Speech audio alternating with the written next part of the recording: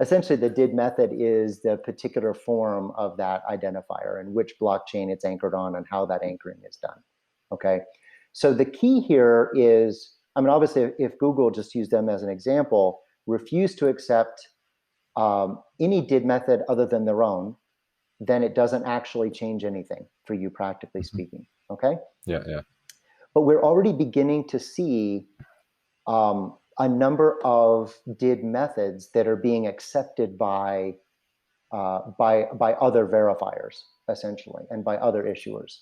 So the idea would be that I don't want to use necessarily Google or Facebook as the example, but Yeah. if I wanted to get a digital version of my my school grade record, my from my university, or basically my degree, proof that I had a PhD, then what I would do is I would go to my institution, usually the registrar's office, which is the one that actually gives you print, stamped print copies today. What I would do is they would say, we accept these did methods, dids that use these did methods. I would go and get an identifier using one of those did methods.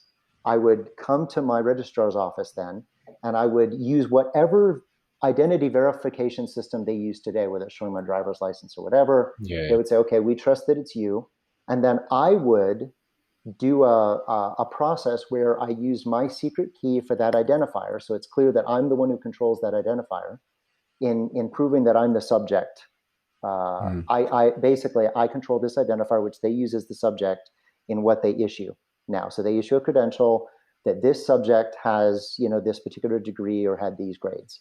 And then they give me that credential. And now I hold that in my digital wallet, and I can hand that to anyone else. And they can go and verify that. So for example, an employer, right? So I go to get a job. They want to know that I have this degree.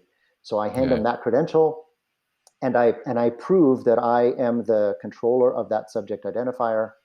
And they can go and find the public ID of that issuer.